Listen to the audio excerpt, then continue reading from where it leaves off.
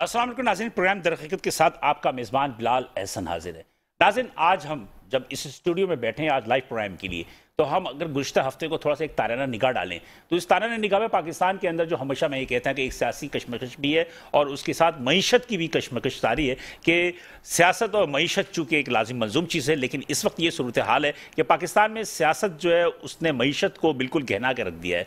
मईशत की बातें सब करते हैं इसलिए कि मईशत से ही मुल्क चला करते हैं, लेकिन हमारे हुक्मरानों पे इस वक्त शायद कि अवाम के एतमाद के साथ साथ दुनिया के दीगर ममालिक भी एतमाद नहीं कर रहे हैं, इसलिए कि IMF ने के जो प्रोग्राम्स हैं जब तक कि वो प्रोग्राम्स पे ये एक्सेप्ट नहीं होता या उनका मुआहदा नहीं हो जाता उस वक्त तक दीगर जो दोस्त ममालिक हैं जिन्होंने आपसे वादा किया है कि हम आपकी मदद करेंगे तो वो इंतज़ार कर रहे हैं। हुकूमत को 10 जून तक कितने वो ज़र मुबादला इकट्ठा कर सकती है वो IMF को बताना पड़ेगा। IMF को की यकीनदहानी की कराने के बाद ही उम्मीद की जा सकती है कि स्टाफ लेवल पर मुआहदा अगले हफ्ते तक मुतवक्का है। उसके बाद फिर शायद कि इतने नाक से लकीर खिंचवाने के बाद वो अगर देंगे आपको तो महज 1 अरब 10 करोड़ डॉलर। अब सवाल ये पैदा होता है कि क्या हम अपने मुल्क की मईशत को एक्सपोर्ट्स के ज़रिए क्या ग्रो नहीं कर सकते? क्या हमारे वो जो ताजिर है वो ताजिर जिस पर कि FBR की तलवार लटक रही है, इसके अलावा दीगर तमाम टैक्सेस के हवाले से उन पर सख्तियाँ की जाती हैं, लेकिन उनसे मशवरे नहीं किए जा सकते कि आप ही बताएं ताजिरों से कहा जाए कि किस तरह पाकिस्तान का एक्सपोर्ट्स बढ़ाया जाए या जो भी सहूलियात हैं रोज़मर्रा की अशिया ज़रूरिया है जिसकी कीमतें बढ़ रही हैं उन अशिया की कीमतों को किस तरह कम किया जा सकता है। या कुछ ताजिर मुट्ठी भरकन ताजिर जो कि ज़ख़ीरा अंदोज़ी में मुलव्वस हैं उन तमाम ताजिरों से ये इल्तमास किया जाए कि बराए मेहरबानी वो इस वक्त हुकूकुल इबाद अदा करें, अवाम के हुक्म दें, इसलिए कि हमारे मज़हब में हुकूकुल इबाद की बहुत ज़्यादा अहमियत दी गई है। ये तमाम चीज़ें हो सकती हैं, लेकिन बात यह है कि कौन किससे बात करे। आर्मी चीफ, प्राइम मिनिस्टर ताजिरों से मुज़ाकरात करते हैं, वज़ीर ख़ज़ाना इसहाक़ डार जो है वो ताजिरों को किन ताजिरों से मिले इसका कुछ नहीं पता। उन ताजिरों से बात की, उन्होंने एतमाद में लिया, लेकिन मईशत में सबसे बढ़कर जो है वो SMEs है, small and medium entrepreneurs. SMEs जो है अगर ना हो तो किसी भी मुल्क की मईशत जो है वो चल नहीं सकती, लेकिन हमारे यहाँ उसका उल्टा ही असर है कि हमारे यहाँ अशारफिया को तो बात की जाती है, लेकिन हमारे उस SMEs से उनके प्रॉब्लम, उनके मसाइल, उनके मसाइब का नहीं पूछा जाता और ना उनसे मुज़ाकरात की जाती हैं। बहरहाल हम इस प्रोग्राम की हकीकत में कोशिश करते हैं कि SMEs को ज़्यादा से ज़्यादा तवज्जो दी जाए, उनकी बातों को ज़्यादा से ज़्यादा आगे बढ़ाया जाए। तो लिहाजा इसमें देखेंगे कि आज दर हकीकत प्रोग्राम का पस मंज़र क्या है, उसी हवाले से गुफ्तगू करेंगे। सबसे पहले मैं अपने मेहमान साहब का तारुफ करा दूँ, उसके बाद फिर हम आगे बढ़ते हैं।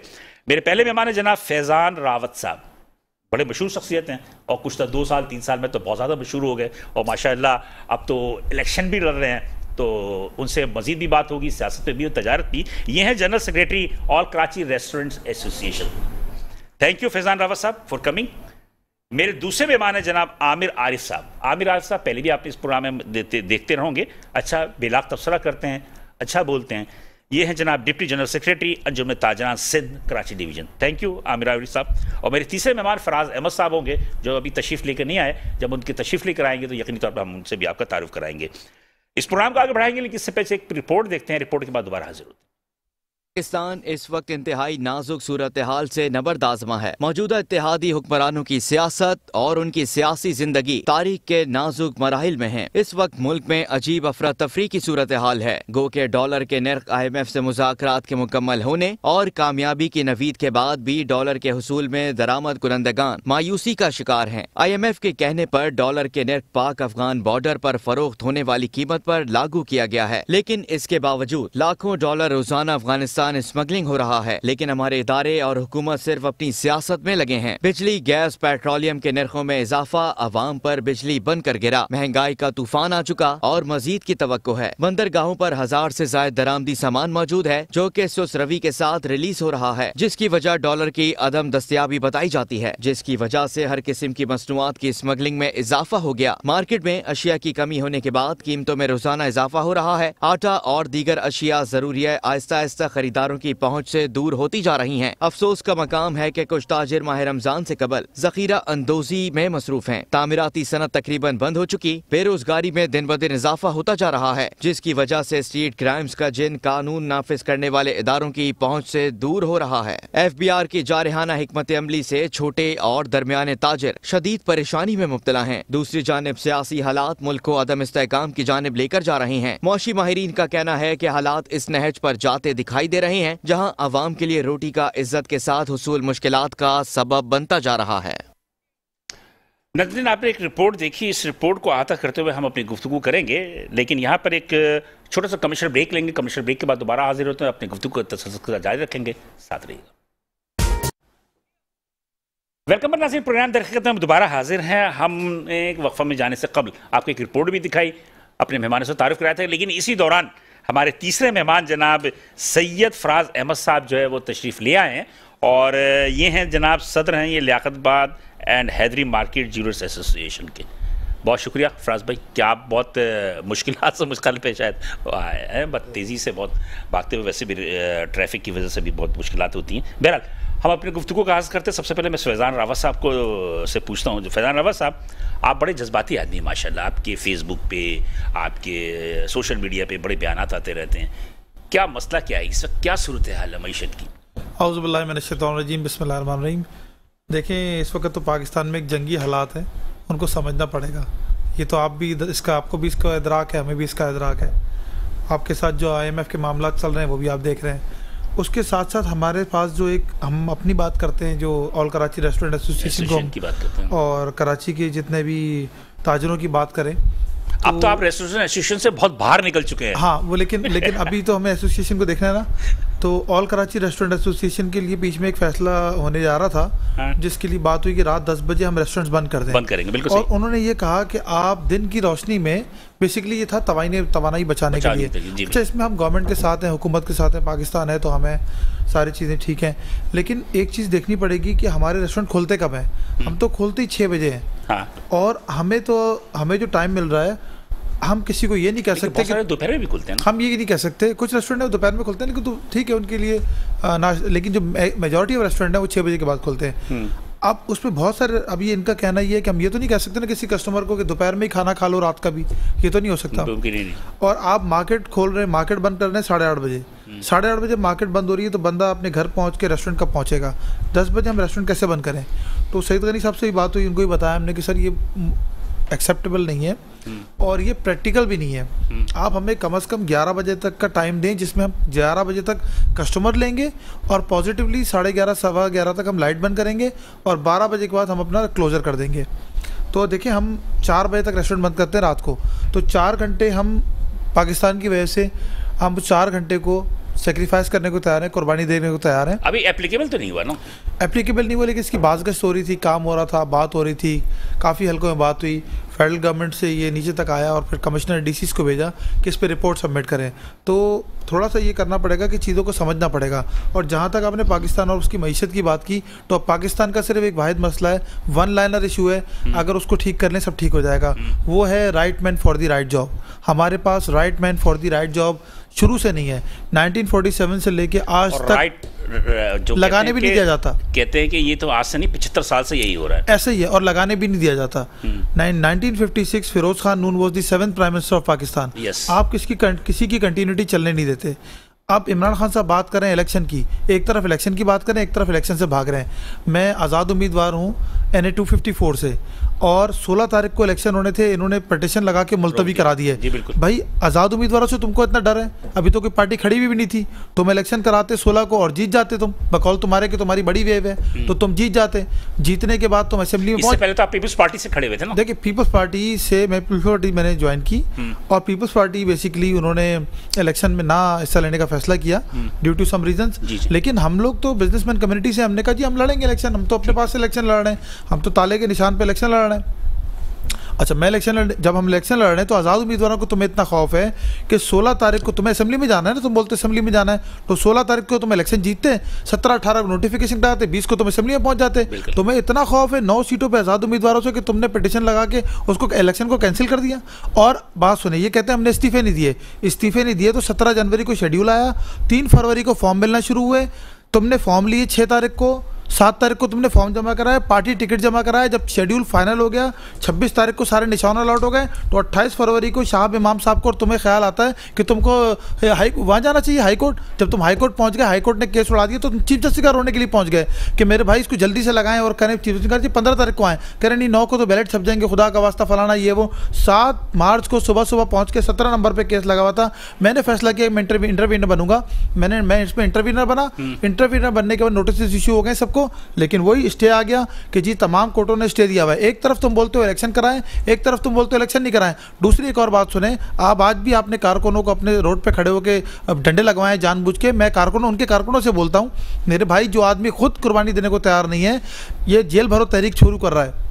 जब जेल भरो तहरीक शुरू की इसने, तो जेल भरो तहरीक में खुद तो दर जमानतें देखिए, मैशत का फर्क पड़ता है मेरे भाई। इनके लोग क्या बोलते हैं टीवी पे बैठ के, आपको पता है? और किसने इजाजत दी बोलने के लिए? मैं तो कहता हूं कोई भी जमात का आदमी टीवी पे बैठ के पाकिस्तान के लिए बात ना करे। पहली बात ये, वो बात क्या कर रहे हैं कि जी ये डिफॉल्ट होने वाला है, टूटने वाला है, फलाना होने वाला है, मैशत खराब हो जाएगी, श्रीलंका जैसा माहौल बन जाएगा। यार अल्लाह को मानो, वहाँ 2 करोड़ की आबादी थी, यहाँ 22 करोड़ की आबादी है, बहुत बुरे हालात हो जाएंगे। ये फजूल बात कौन करता है? मैं बोलूँ जी मेरे घर की छत गिरने वाली, आप मेरे घर आएंगे? मैं बोलूं जी मेरा कारोबार तबाह होने वाला, आप मेरे से कोई चीज़ लेंगे? मुझे उधार देंगे आप? मेरे भाई ये पूरे मुल्क को बर्बाद करने की एक पूरी साजिश है, और खान साहब उसके जो है ना अलम बरदार हैं। मैं तो सबसे बड़ा सपोर्टर था ना उनका, मैं 4 महीने से उनको स्टडी कर रहा हूँ। जब धमाका होता है पेशावर का, तो आपको जब बुलाया जाता है, आप बोलते जी ये सब चोर हैं, लेकिन मैं पाकिस्तान की खातिर आना चाहता हूँ और बात करना चाहता हूँ। आपको मौका दिया जाता, आप बात करते, तो जिन्होंने धमाका किया उनको मैसेज किया जाता कि इमरान खान साहब इन सब चीज़ों के खिलाफ हैं। अभी क्या मैसेज किया है कि धमाके वालों के साथ खड़े हुए आप चाहते क्या हैं इसको? आप तो वो बच्चा है गली का जो आउट होने के बाद बल्ला और बॉल और बैट उठा के अपने घर को भाग गया कि मैं क्रिकेट खेलने होने दूंगा, नहीं। तो अभी आप साइड में बैठे ना, आपको इतना शौक है ना इलेक्शन लड़ने का। कराची आपको वाइप आउट कर चुका है, आपको 42 सीटें मिली हैं बल्दियात के अंदर, आपको तो कराची ने वाइप आउट कर दिया। कराची को आप ये सोचे कराची ने क्यों वाइप आउट किया? अल्ताफ हुसैन के बाद अगर किसी को शहर ने इज्जत दी तो उसका नाम इमरान खान था। 14 सीटें उसको मिली हैं डायरेक्टली, और वो जो दूसरी होती हैं मखसूस, वो मिला के 14 सीटें आपको मिली। आप तो एक रात यहाँ पर आके नहीं सोए, आपने किसी बिजनेसमैन से बात करना मुनासिब नहीं समझी। मैं खुद मारा इस्लामाबाद में फिरता रहा आपसे मिलने के लिए और आपके लोगों से मिलने के लिए। 14 सीटें दिलाई थी आपको हमने। और दूसरी बात यह कि मैं तो आपका सिर्फ सपोर्टर, मैं सिर्फ आपका वोटर नहीं, आपका सपोर्टर भी रहा हूँ। सबसे बड़ा ऑफिस जो मौलवी महमूद को उस पर दिया, मतलब गोली मार पे, वो मेरा ऑफिस था। आपके शकूर साहब से पूछा, उसको 10,000 झंडे दिए मैंने। उसके बाद बहुत सारे लोगों की कैंपेन चलाता रहा, कई तकरीरें मेरी मौजूद है आपके पास। यार आप कैसी बातें कर रहे हैं, आप कौम को गुमराह कर रहे हैं। आप एक मिनट लास्ट बात करूंगा। आप कैंसर का अस्पताल चलाते चलाते हमारी कौम की रगों में कैंसर का वो छोड़ गए, कौन सा वाला, इदारों के खिलाफ कैंसर छोड़ गए। नौजवानों को और इदारों को आमने सामने ला के खड़ा कर दिया। आपको ऐसी सियासत करने को किसने इजाजत दी, और इजाजत कौन देता है करने के लिए? हमारे दुश्मन इसराइल इंडिया है, और आप जो है इस तरह की हरकतें कर रहे हैं। और ये कोई सियासी बात नहीं है। मईशत पे क्या नेगेटिव है? मईशत, ये सारी मईशत चलती किस पे? इसी आपके मुल्क को में मईशत चलती है अमनो अमान को देखते हुए मईशत चलती है। जब बाहर बिल्डर्स से पूछें, उनके पास पैसे बाहर से आते हैं। बाहर वाला इस वक्त बोल रहा है कि तुम्हारा तो मुल्क डिफॉल्ट होने वाला है, मैं क्यों पैसे लगाऊं? जितना बिल्डर है उससे पूछें कि जो तुम्हारे फ्लैट बुक होते हैं, जगह बुक होती हैं, वो कहाँ से आते हैं? आप आज सरिये को रो रहे हैं। ज़र मुबादला जब आएगा नहीं तो आप सरिया महंगा हो गए ना। सरिये का मसला ये महंगाई नहीं है, सरिये का मसला ये है कि वहाँ से जो स्क्रैप आ रहा है, स्क्रैप तो सस्ता हो गया है, लेकिन स्क्रैप की पेमेंट करने के लिए हमारे पैसे नहीं है। स्क्रैप की पेमेंट करें या जो है वो हम दवाइयों की पेमेंट करें। खान साहब ने उस जगह ला के खड़ा कर दिया। ये कौम मुझे सुन रही है, ये याद रखिएगा बात और ऑडिट कर लीजिएगा। ये खान साहब ये चाह रहा है कि एकदम सब कुछ तबाह हो जाए और ऐसे हाथ कर आ जाए। देखा मैं सही कह रहा था? ओ भाई, मेरे भाई, मैंने माना कि आपकी पॉलिसी, आप कराची में इमरान इस्माइल और अली जदी से बाहर ही नहीं निकल रहे। ये तो आपके पूरी पार्टी को तबाह करना है लोग। आप 4 आदमी 5 आदमी से बाहर नहीं निकलते। इस बात पे हम पढ़ेंगे भी, बिल्कुल सही बात कर रहे हैं। आपके सियासत से मईशत का लाज़िम मंजूल है। आमिर अली साहब, जो भी फैज़ान साहब ने बात की, एक सही है कि सियासी हालात की वजह से मईशत बिल्कुल ही ख़राब हो रही है? मीशत ख़राब हुई है, इसमें कोई शक नहीं है। जिस तरह से वो बिला वजह के मुजाहरे और बिला वजह की हड़तालें और बिला वजह के मामला जो चले हैं, उस तरह से मीशत ख़राब हुई है। और आज भी रैली में फटा हुआ, रैली ऐसे हुआ लाहौर में जो हुआ है वो ऐसे ही हुआ है। इससे इम्पैक्ट क्या पड़ रहा है मीशत पे, हमारे इकोनॉमिक पे? जाहिर की बात है, जो बाहर का जो हमारा पाकिस्तान से बाहर से इन्वेस्टर होता है वो तो भाग पीछे जाएगा ना। वो अनारकी फैली हुई मुल्क के अंदर, वो बोला जी आपके अंदर अनारकी, पहले तो आप अपने मामला आपका तो इलेक्ट्रॉनिक्स का काम है। हाँ, तो ऐसे क्या असरात क्या है उसके? कि सुना कि 15 हज़ार के मोबाइल जो 45,000 पे चले गए, ऐसे हो गया, 50,000 पे चले असल में वो एलसी का मसला है, वो तो एक सरदस है ही मसला।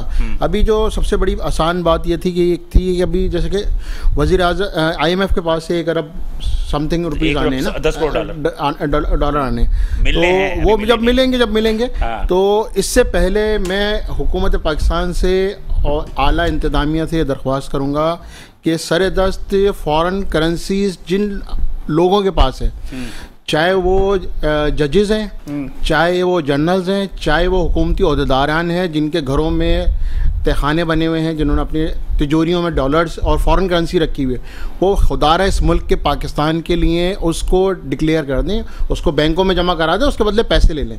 ये मुल्क कहीं नहीं जा रहा, आप दोबारा खा लीजिएगा। उन्होंने पैसे अगर बैंकों में ही रखने थे तो उन्होंने छुपाया क्यों था? नहीं, ये मुल्क कहीं नहीं जा रहा, आप इसको दोबारा खा लीजिएगा। आप ये है कि आप उसको रिकवर करें, हुकूमत अब रिट कायम नहीं कर सकते। वो एक हमाम में सब नंगे हैं, सब चोर हैं, एक से बड़ा एक चोर है, इसको आप नहीं कर सकते। बस हम इतनी दरख्वास्त कर सकते हैं, 5 साल हमारे मुश्किल हैं, ये 5 साल हमारे निकल जाएंगे, उसके बाद आप दोबारा खा लीजिएगा। अच्छा, स्मगलिंग बढ़ गई, सुना स्मगलिंग ऐसी है ना, अफगानिस्तान डॉलर जा रहा है ना, जब तक वो डॉलर रुकेगा नहीं, जब तक हमारी डॉलर नहीं रुकेगा, डॉलर फ्लक्चुएट करता रहेगा।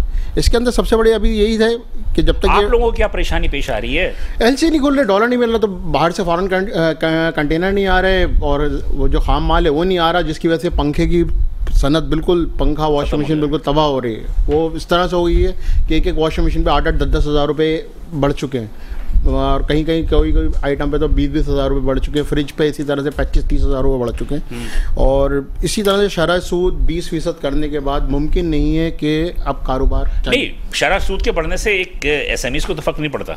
नहीं, SMEs को फर्क नहीं पड़ता, लेकिन तो बैंक से पैसे नहीं जा रही है ना, बैंक से लेके नहीं जा रही है, लेकिन सिस्टम तो वही चलता है। ये तो मैन्युफैक्चरर्स पे असर पड़ता है। हाँ, तो मैन्युफैक्चरर्स पर असर पड़ेगा, जब भी तो नीचे तक आएगा ना, ऊपर से नीचे तक मुंतकिल होगा ना। तो मतलब ये है कि उसके पास आपको सामान महंगा, जाहिर की बात है, तो ज़्यादातर इंपोर्टेड सामान पे कारोबार नहीं, अब तो लोकल मैन्युफैक्चरिंग भी है काफ़ी हमारी, जैसे पंखे की सनत है, वॉशिंग मशीन की सनत है, फ्रिज है, AC है, सब पाकिस्तान लोकल मैन्युफैक्चरिंग है, आते इम्पोर्ट हो गए, लेकिन उसका पार्ट्स आता है इम्पोर्ट हो गया। नहीं, मुझे बताइए सर्वाइव कैसे हो रही है? क्या आप समझते हैं कि ये जो बाहर रमज़ान आने वाला अगले महीना, उसमें महंगाई है? क्या प्रॉब्लम? महंगाई रहेगी, अभी और महंगाई। आप ये नहीं समझते कि ताजिर भी कुछ इन्वॉल्व हैं महंगाई में? ताजिर इतना है, अब मैं बहुत छोटी सी एक बात करूं, 150 रुपये kg चिकन के ऊपर जो है ना, हमारे क्या कहना चाहिए, AC साहिबान के पास जाता है, शायद आपकी नॉलेज में हो। 150 रुपये पर kg जो AC साहिबान के पास जाता है? हाँ, ये इस सूरत में जाता है। क्या है, टैक्स है, रिश्वत है, क्या है? बस जो उसी सूरत में समझ लें कि रिश्वत में जाता है या टैक्स में जाता है, किसी भी मद में जाता है, वो जाता है।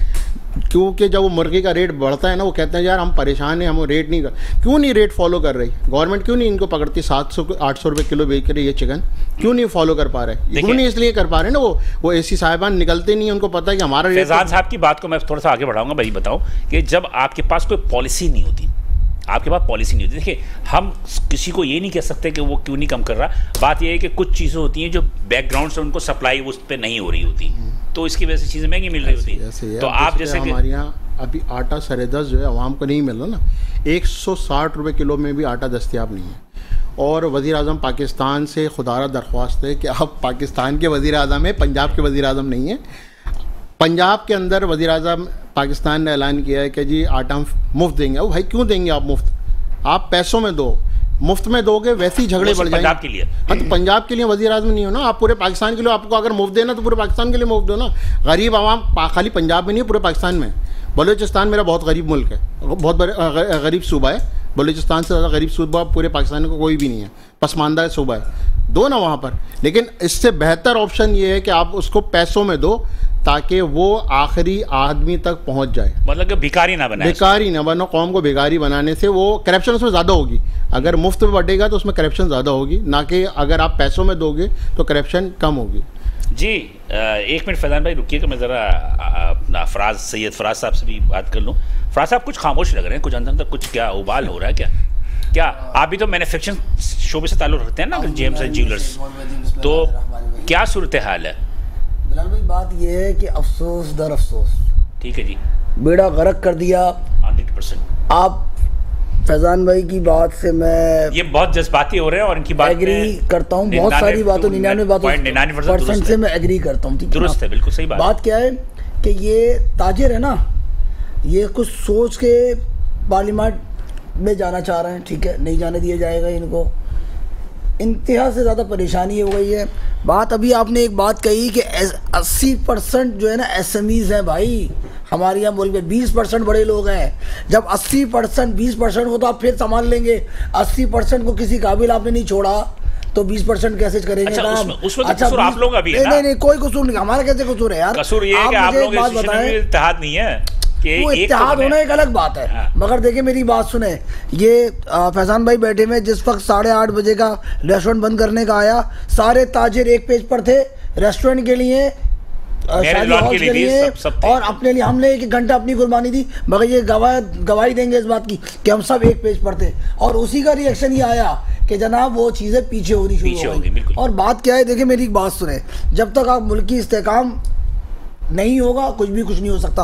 $274 लोग कहते हैं $300 हो जाएगा, आज तो 279 रुपए में बंद हुआ है। देखिए मेरी बात सुने आप, हमारे सोने की इंडस्ट्री है तबाह बर्बाद हो गई है, तबाह बर्बाद हो गई है। आप इन्वेस्टमेंट किस में करेंगे? कोई चीज़ किसी काबिल नहीं छोड़ी। प्रॉपर्टी कितनी डिवैल्यू हो गई, एक प्रॉपर्टी का शोबा है, मतलब कितने लोग उससे रिलेट करते हैं। हमारे यहाँ जो पठान काम करता है, जो मजदूर काम करता है दिन के अंदर, वो रात में पता है क्या करता है? वो रात में शादी हॉल में जॉब कर रहा है, वो रात में रेस्टोरेंट में जॉब कर रहा है कि वहाँ से जो खाना मिलेगा ना वो घर लेकर जाएगा। 25,000 रुपये सैलरी वाला आदमी, आप उसका डेली का एक्सपेंस तो एक आदमी का लगाएंगे जो आता है 600 रुपये पर डे खर्च करता है, 18,000 रुपये तो ये चलेगा, 7,000 में अपना घर चलाएगा। वो चोरी करेगा, डकैती मारेगा, यही करेगा। मैंने लास्ट टाइम भी कहा था कि आधे से ज़्यादा बन गए चोर और आधे से ज़्यादा जो है ना हमने रख लिए अपनी सिक्योरिटी के लिए। क्या करें? और जो लूट रहा है ये ताजिरों का अजर बुरा कर दिया है। और जब तक ये इस्तेकाम नहीं होगा और कभी ताजिरों का जब तिजारत नहीं चल रही है, बिजनेस नहीं हो रहा, फिर सिक्योरिटी किस बात की? जो माल है वो तो सेव कर लें। वरना आप मुझे एक बात बताइए, जो बचा कुचा आप सुने ना, जो बचा कुचा माल है यहाँ पर अभी कोई महीना हुआ है इस बात को कि जो चीजें थमी है, वरना आप ये देखें कि एक 14,000 रुपए के मोबाइल के पीछे गोली मार रहे थे। वो अभी तो हो रहा है, अभी कोई महीने पर से तो ये रेशो बहुत कम हो गया है ना। हाँ। और ले दे के नहीं हुआ तो वहां पर IG साहब के हमला हो गया। रेशो इसलिए कम हुआ कि मीडिया पर दबाव डाला गया है कि आप क्राइम की खबरें कम नशर करेंगे। ये तो आप अपना सवाल देखें ना, वही तो मैं कह रहा हूं, मीडिया पे सवाल सोशल मीडिया पे रेशो कम नहीं हुआ। आज भी आपने वो देखा डिफेंस में जो गाड़ी को रोक रोका, आज इतला आई है कि जनाब अली उनको गिरफ्तार कर लिया। नहीं मगर मार तो नहीं रहे ना, 1 महीने पहले मार रहे थे। वो खातून ने फौरन दे दिया, इसलिए नहीं मारा, अगर नहीं देती तो शायद अल्लाह रहम करे। मकसद ये, जब तक ये चीजें होंगी तो कारोबार कभी सही नहीं होगा। जब तक अब पेट्रोल है यार, आप खुद सोचे ना, आप हर आदमी अब मोटरसाइकिल में भी नहीं आएगा वो 50 रुपए 60 रुपए 70 रुपए जो आपने वो बसें चलाई है उसका किराया कर दिया आपने। किस तरह गुजारा करेगा? वो घर में बैठेगा ना, वो सुकून है उसको। बाहर निकलेगा तो या तो वो किसी के नीचे आ जाएगा या खुदकुशियाँ कर लेगा।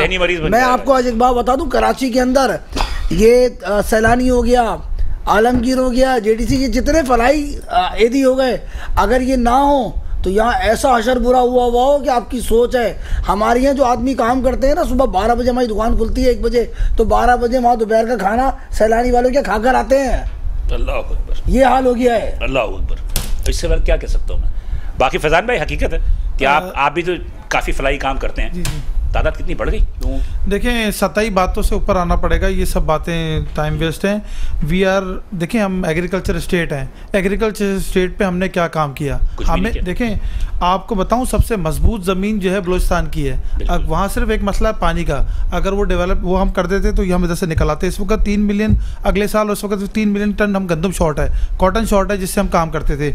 उसके बाद अब आ जाएँ IT सर्विसेज के ऊपर। IT सर्विसेज में हमारा पड़ोसी मुल्क $113 अरब की एक्सपोर्ट्स कर रहा है। है और हम कहाँ खड़े हुए हैं। वो काम वो कर रहे हैं, हम वही काम कर लेते हैं। हम उसका अगर 10% भी अचीव कर ले तो हमारे बहुत सारे मसले हल हो जाएंगे। उसके बाद में 1997 में मैंने मैट्रिक किया। मेरी माशरती इल्म की किताब में सोशल स्टडीज़ में एक चीज़ लिखी हुई थी, 500 साल की गैस है, किधर है वो गैस? वो तो उनको गैस नहीं दे रहे जिनके यहाँ से गैस निकल रही है। तो इस पर भी हमें काम करना पड़ेगा। मजीद हमने दरियाफ्त और चीज़ें उस पर काम नहीं किया। हमें काम करना पड़ेगा बहुत ठोस चीज़ों पे। ओवरसीज़ एम्प्लॉयमेंट हम लोग काम करते थे, स्किल डेवलपमेंट काउंसिल। देखें, आपसे जो आदमी मांगा जा रहा है, आप उसकी जगह दूसरा आदमी पैसे लेके भेज देंगे तो कोई मुल्क आपसे बंदे नहीं मांगेगा। 24 करोड़ लोग आपकी आबादी में है। स्किल डेवलपमेंट काउंसिल खोल के जिसको प्लम्बर चाहिए था प्लम्बर भेजते, जिसको बढ़ई चाहिए था आप बढ़ई भेजते, उसको उसके ऊपर काम करके, ठीक है। जिसको डॉक्टर चाहिए था आप डॉक्टर भेजते, जिसको इंजीनियर चाहिए था इंजीनियर भेजते। तो वो जो इस वक्त ज़रिए मुबादला जिसके ऊपर चौड़े होते हैं कि जी $2.5 अरब, $3 अरब हमें ज़रिए मुबादला आता है, वो वही लोग हैं जो पाकिस्तान से अपने तौर पर चले गए, या भुट्टो साहब ने 1970s में जो हमारे अरब ममालिक में लोग भेजे। मैं अभी सऊदी अरब गया था, मैंने पहले पाकिस्तानी मिल जाया करते थे, इस वक्त बांग्लादेश के लोग ज़्यादा वहाँ पर काम कर रहे हैं। तो मेरी देखें, हम किसी मुल्क जाते हैं, हम वहाँ से 2 यूरो की या कोई 3 यूरो की पेप्सी खरीदते हैं, वो बनती 400 रुपये की, और पाकिस्तान में वो 50 रुपये की। हमें 50 रुपये महंगी लग रही है, 400 रुपये सस्ती लग रही है। क्यों? उनकी आमदनी बढ़ गई है। अब आप आ जाएं अपने पूरे मुल्क के ऊपर। अगर आपके घर की आमदनी 50,000 है और आपका खर्चा 1 लाख रुपए, तो आपको क्या करना चाहिए? आपको जरिए बढ़ाने पड़ेंगे आमदनी के। तो जरिए बढ़ाने पे हमें काम करना पड़ेगा। ये जो मैंने जितनी चीज़ें ऊपर बताई, ये जरिए आमदनी बढ़ाने के लिए हैं। आपके लोग एडजस्ट हो जाएंगे, चीज़ें बेहतर हो जाएंगी। एक मुझे बहुत बड़ी शिकायत है, देखें, कराची जो है ना, पाकिस्तान से हमें बहुत प्यार है, पाकिस्तान कहीं नहीं जाने वाला। पाकिस्तान के लिए हमारा कुर्बानी देने को तैयार है। हमारा मुल्क $130 अरब ये बोलते हैं, $130 अरब इज नथिंग। हमारे पर रेकोडेक के मंसूबे ऐसे हैं कि हम हज़ारों अरब रुपए निकाल के मुंह पर मार दें किसी के भी। और नहीं, थोड़ी सी एक चीज़ बताऊंगा। मुझे एक शिकायत है कि कराची में डेवलपमेंट नहीं होती। देखें, लाहौर में गया, मैं कराची को न्यूयॉर्क बनाने की बात नहीं कर रहा, मैं कराची को कोई दुबई बनाने की बात नहीं कर रहा। मैं कह रहा हूँ जैसा मेरा लाहौर बनाया गया है वैसा मेरा कराची बना दिया जाए, जैसा इस्लामाबाद बनाया गया है वैसे मेरा कराची बना दिया जाए। क्योंकि कराची 65% ऑफ द रेवेन्यू देता है। इस वक्त आप 6,000 अरब रुपये जमा करते हैं, जिसमें 4,000 अरब रुपये हमारा हिस्सा हम जमा करके देते हैं। आप कुछ ना करें, हमारे शहर की डेवलपमेंट कर दें। हमारे शहर की एक रोड भी सीधी सही नहीं है, 20 से ऊपर स्पीड नहीं होती है, रक्शे बाइकें सब बेहंगम ट्रैफिक है। आप मास ट्रांजिट दें। मैं थोड़ी सी बात 1 मिनट और करना चाहता हूँ, आपका 1 मिनट लूँगा। खान साहब से हमें शिकायत ये है कि 3.5 साल वो आए इधर, उन्होंने कहा मास ट्रांजिट दूंगा, नहीं दिया। उन्होंने कहा जी फलाना काम करूंगा, नहीं किया। डिसलिनेशन प्लांट दूंगा, नहीं दिया। वो नौकरियां दूंगा, नहीं दी। तब्दीली लाऊंगा, नहीं दी। तो अब कराची वाले भी उनको वोट देंगे? नहीं देंगे, नहीं देंगे। मौजूद के साथ मैं आपकी बात से यहाँ पे जो 40 साल से यहाँ बरसख्तदार हैं, उन्होंने कह दिया। अच्छा सुने, आप आ रहे हैं हमारी पार्टी जो मैंने अभी ज्वाइन की है, 3.5 साल में तो कुछ नहीं किया। मैं उस पार्टी को बैलेंस कर रहा हूं। मैं बैलेंस कर रहा हूं। 40 साल में कराची शहर के अंदर 10 बसें मैंने आपकी लाल वाली दे दी, ले लिया। 5 बसें पिंक दे दी, तो ये कौन सा कारनामा? ले लिया मैंने आपकी बात। सुने, इस कराची शहर ने ना उनको काउंसलर दिए, मेयर दिए, ना MP दिए, ना MNA दिए। जिन लोगों ने ये दिए उन्होंने क्या दिया? पहला सवाल ये। दूसरी चीज आप भी समझे, जिसको जहां से वोट मिलता है वो वही कोशिश करता है कि वहीं कोई डेवलपमेंट या वहीं के लोगों को कहीं एडजस्ट कर दे। आपके पूरे कराची से आपके रेस्टोरेंट में बिजनेस होता है, अगर पड़ोस वाले में आपका पैसे उठा के गले से और पड़ोस वालों को दे दिया जाए, ये आप बर्दाश्त करेंगे? नहीं, मैं आपको वहीं लेकर आ रहा हूँ। नहीं, आप इस वक्त जो 1.5-2 साल से जो पॉलिसी चल रही है, जिसकी वजह से हम पीपल्स पार्टी में गए हैं, वो पॉलिसी क्या है? मुर्तजा वहाब आपके सामने, ठीक है। सर, कराची को तमाम सियासी जमातों ने लूटा है। 2 साल से इसको छोड़ दें, इस बातों को किसने क्या किया। मैं उसमें नहीं जाना चाहता। मैं खुद बिजनेसमैन हूँ। आप बिजनेसमैन है ना, तो आपको ज्यादा अंदाजा होगा। अंदाजा मुझे ये है 30 साल तक 40 साल तक जिन्होंने हुक्मरानी की, उन्होंने क्या दिया? अंदाजा मुझे ये है कि अगर मैं अंदाजा मुझे ये है बिलाल साहब, अंदाजा मुझे ये है कि अगर मैं किसी और पार्टी से जीत भी जाऊं ना, तो मैं कोई काम नहीं करा सकता। अगर पीपल्स पार्टी से मैं हार भी जाऊं तो मैं आपके लिए काम कर सकता हूं। ये बात याद रखिएगा। और काम हुआ है 2 साल में। बात ये है कि तिजारत में जो है वो आपकी पता है कि कराची सिराज कासिम तेली ये बात कह रहा है, मैं नहीं कह रहा। सर देखिए, आप तिजारत जो है वो सुन्नत रसूल सल्लल्लाहु अलैहि वसल्लम है ना, ठीक है जी। आप ये शहर कराची जो है आपको अरबों रुपए रेवेन्यू कमा के देता है। आप मुझे बताइए कि जितना कराची की ताजिरों पर जुल्म होता है, चाहे वो सिंध की हुकूमत हो चाहे वफाक की हुकूमत हो, दोनों ही जुल्म करते हैं। पिछले 2 साल से जब तक हम कांटेक्ट में, हमने सारे जुल्मों के ऊपर ये बैठे हैं। फराज साहब, इनसे पूछ सकते हैं आप, सारे काम हम जाते रहे। आरिफ साहब, आप मुझे बताइए कि ये छापे पड़ रहे हैं मजिस्ट्रेट के, APR के, ये किसकी तरफ से हैं? शेयर है, शेयर्स हैं। चले, मैं जरा मुझे ब्रेक के लिए कहा जा रहा है, उसके बाद आऊंगा, मैं आपसे बात करूंगा। नाज़रीन, एक छोटा सा ब्रेक लेंगे, उसके बाद दोबारा हाजिर होते हैं। तो गुफ्तगू के साथ जारी है, साथ रहिए। वेलकम बैक नाज़रीन, प्रोग्राम दरहकीकत के साथ हाजिर हैं। और यहाँ पर हम मईशत और सियासत दोनों को डिस्कस कर रहे हैं, तो आमिर आरिफ साहब कुछ कह रहे थे, बताइएगा जल्दी से। सर मैं ये सिर्फ ये कहना चाह रहा था, सबब एरियाज के अंदर जो है लोड शेडिंग का हाल ये है कि कराची के सबब एरियाज 1.5 घंटे दोपहर में लाइट दे रहे हैं वो, और 1.5 घंटे शाम में लाइट दे रहे हैं, 3 घंटे टोटल लाइट है। अब इस तरह हम मईशत को अगर चलाएंगे या कारोबार को किस तरह चलाएंगे? आप कहते हैं कि इसी मईशत से फिर हमें खून निचोड़ के अपना टैक्स भी दो, फिर हमारे पास FBI वाले छापे भी मारे, फिर हमारे पास ना दिन देखें ना रात देखें, अपने यहाँ करप्शन का ये हाल है। POS लग रहा है, POS का सिस्टम हमारी अभी हम छोटे ताजिरों पर नहीं लगता POS। अच्छा ठीक है, लेकिन बहरहाल वो जो 4-5 नुकात हैं उसके अंदर अगर कोई आ जाता है तो उसमें आता है वो। अच्छा, लेकिन अभी मैं सिर्फ ये भी बात करूँ, आज की मैं आपको बिल्कुल ताज़ी ब्रेकिंग न्यूज़ दे रहा हूँ कि आज महकमा खुराक में 20 अफसरान पकड़े गए गंदम की खुर्द-बुर्द करने में, चोरी करने में। ठीक है जी, पकड़े गए इसलिए पता चल गया। पकड़े गए इसलिए पता चल गया। वो कौन थे? यकीनन वो आप उनको पकड़ के बाहर कर दिया। अब वो बेचारे, मुमकिन है वो आम मजदूर टाइप का बंदा हो जो आला अफसर हो, खा गए हो, क्योंकि गंदम चोरी हुई है। सर ये हुकूमत किसकी है? हुकूमत सिंध की है ना। हुकूमत सिंध पे गंदम की चोरी का इल्जाम माजी में भी आता रहा और अभी भी आता रहा, और बहरहाल ये तो बहुत ही छोटी सी बात है कि गंदम की पकड़े गए। इससे खैर बहरहाल इसका आम आवाम का किसी का ताल्लुक नहीं है। मुझे गंदम के हवाले से सर, दुकानदार कहता है डॉलर के रेट बढ़ गए।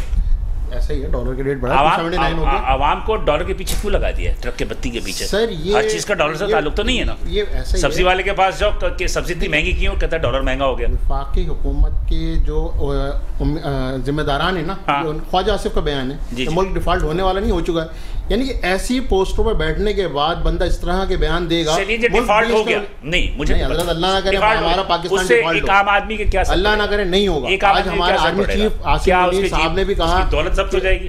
नहीं, मैं आम आदमी की बात, मैं एक आम आदमी की बात कर, मैं तो आपसे बात कर रहा हूँ कि ये एक आम आदमी जो है उससे ताल्लुक आपका होता है, मैन्युफैक्चरर से नहीं होता, होलसेलर से नहीं होता, होलसेलर से बहुत कम लोगों का होता है। अब बात वो ये कि बात को तस्लीम करो आमिर भाई कि हम दुकानदारों में भी जो है ना, कुछ लोग ऐसे हैं जो 5 रुपए हुकूमत बढ़ाती है तो 50 रुपए दुकानदार बढ़ा देता है। ऐसे ही है, वो सिस्टम का हिस्सा है। मैं इसको खैर डिनाई नहीं करूँगा कि कुछ अच्छी गंदम के साथ गंदी गंदम भी होती है, यानी कि वो गंदम के साथ खून का जो है ना, खून जो है ज्यादा हो गया, अब ज्यादा हो गया, ईमानदार लोग कम रहेंगे। जी बिलाल भाई, मैं आपने एक बात कही कि सब्जी वाला सब्जी क्यों महंगी कर रहा है, क्या उसका डॉलर से वास्ता है? डॉलर से नहीं है, पेट्रोल से तो है। बिल्कुल है वास्ता, पेट्रोल से तो वास्ता है। हमारी सब्जी मंडी कहाँ पर है? 25 किलोमीटर आगे। जब पेट्रोल, मेरी बात सुनो, 160 रुपए से 250 रुपए 40 रुपए जाएगा तो ऑटोमेटिक सब चीजें महंगी हो जाएंगी, इलेक्ट्रिक महंगी हो जाएगी, गैस महंगी हो जाएगी, तो सब चीजें महंगी करेगा ना वो। अच्छा, बात क्या है, कोई भी कारोबारी आदमी, मैं आज एक बात आपको बता दूं, मेरा भी गोल्ड का काम है, मैं कहता हूँ सोना सस्ता हो तो ज्यादा बिकेगा। बिल्कुल, हमारा प्रॉफिट होता है टर्न आउट के ऊपर। ठीक है, हम अपना पैसे बढ़ाकर हम अपना छोटा सा आप लोगों में भी, बिल्कुल इसके अंदर इल्जाम आप लोगों में भी आता है। क्या आता है? मुझे नहीं मालूम, मुझे तो नहीं पता। ये जो रेट आप डिस्क्लोज करते हो, जी रेट जो डिस्क्लोज करते हो कि आज सोना इतने का है, आज इतने का है, इसका मैकेनिज्म क्या होता है?